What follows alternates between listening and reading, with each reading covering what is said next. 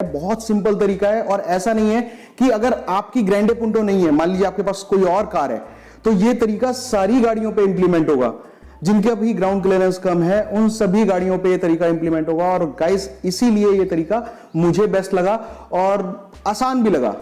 मतलब आपको कंपनी जाके फालतू में काफी सारे पार्ट्स नहीं खरीदने, सस्पेंशन के पार्ट्स नहीं खरीदने हैं जिससे आप ग्राउंड क्लियरेंस बढ़ाएं। और जिन गाड़ियों के नहीं आते हैं वो सस्पेंशन के पार्ट्स, वो क्या करें? तो गाइस उसी के लिए है ये मेरा solution. Welcome to Vivek RJ और diesel. This is your friend विवेक।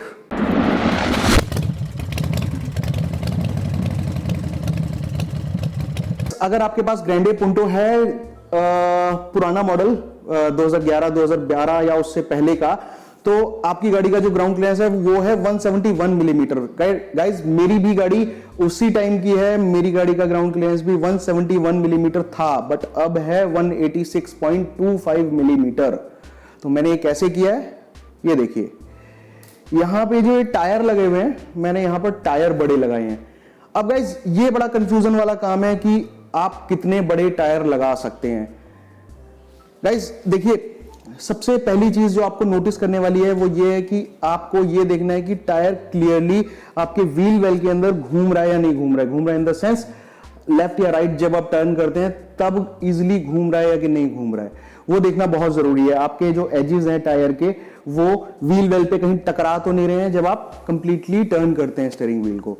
तो गाइस यहां पर जो मैंने ग्रैंडे पुंटो में टायर यूज किया है वो है 205/65R15। जो स्टॉक टायर आता है वो आता है 195/60/15। तो यहां पर मैंने दो साइज अप किया है। पहला कि मैंने विड्थ बढ़ाई है 205 मिलीमीटर तक, जो स्टॉक आती है वो 195 मिलीमीटर आती है, तो यानी मैंने यहां पर 10 मिलीमीटर की विड्थ बढ़ाई है और हाइट बढ़ाई है 65%। अगर हम 195 का 60% और 205 का 65% कंपेयर करेंगे तो 16.25 मिलीमीटर का डिफरेंस आता है। और गाइस वही डिफरेंस है जिसकी वजह से मेरी गाड़ी का ग्राउंड क्लियरेंस जो है वो बढ़ गया है। यहां पर मैं ये 205/65/15 का टायर यूज कर रहा हूं, तो ये इनोवा कार का स्टॉक टायर साइज है 205/65/15। ठीक है गाइस, तो आप क्या कीजिए, पुराने टायर पहले टायर शॉप पे हमेशा होते हैं, लोग आते हैं निकलवाते हैं अपने पुराने टायर्स और वहीं छोड़ के चले जाते हैं। कई बार 100, 200, 300 रुपए में सेल भी कर देते हैं, तो आपको वहां पर इजिली ये टायर आपकी गाड़ी के लिए मिल जाएगा। अब ग्रैंडे पुंटो में मैंने क्या किया, वहां से मैंने पुराने टायर्स लिए और उनको मैंने एक हफ्ता यूज किया। 205/16/15 टायर्स को मैंने एक हफ्ता यूज किया। मैं ये देखना चाहता था कि कहीं कोई दिक्कत तो नहीं होगी ये इतना बड़ा साइज लगाने से। और गाइस फ्रैंकली स्पीकिंग ये बहुत बहुत बड़ा साइज है। अगर हम स्टॉक टायर साइज को और इसको कंपेयर करें तो उसके मुकाबले ये टायर साइज बहुत बहुत बड़ा है। तो इसलिए मुझे ये एक तरीके से कहते हैं टेस्ट या रिसर्च कह सकते हैं, वो करना पड़ा। और मैंने एक हफ्ता टायर को यूज किया, इनफैक्ट एक हफ्ता भी क्या, शायद मैंने 2 हफ्ते यूज किया होगा। मैंने टायर को यूज किया और हर तरीके की रोड पे लेके गया, ऊबड़ खाबड़ रास्तों पे लेके गया, बहुत ज्यादा ऊंचे नीचे रास्तों पे लेके गया जहां मोस्टली मेरी गाड़ी लग जाया करती थी, अंडर बॉडी अंडर बेली लगती थी जमीन पर जब ऊबड़ खाबड़ रास्तों में पहुंचा करता था। बट गाइस ये टायर्स लगाने के बाद ऐसा कुछ भी नहीं हुआ। और फ्रैंकली स्पीकिंग गाइस उस टाइम मेरी गाड़ी की जो अंडर बॉडी प्लेट आती है इसके अंदर ग्रैंडे पुंटो में और फिएट लिनिया में आती है, वो सर्विस सेंटर पे रह गई थी, बाई चांस भूल गए थे हम।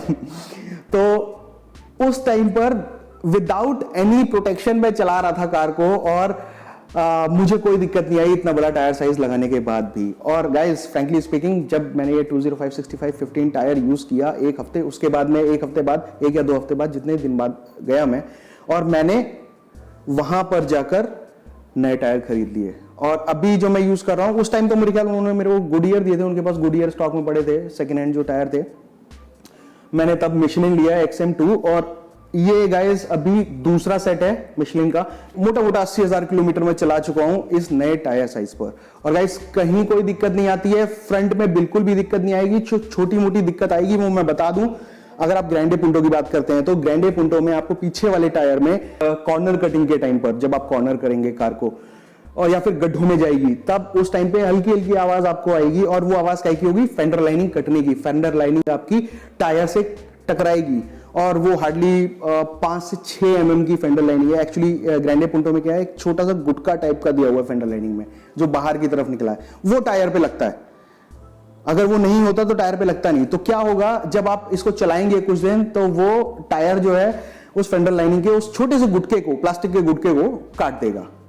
बस गाइस, इतना ही प्रॉब्लम आएगा और कोई प्रॉब्लम नहीं आएगा। इतना टाइम हो गया मेरे को चलाते हुए, ये देख लीजिए 80,000 किलोमीटर के आसपास में इसको चला चुका हूं। और गाइस, ये मेरा थर्ड सेट है।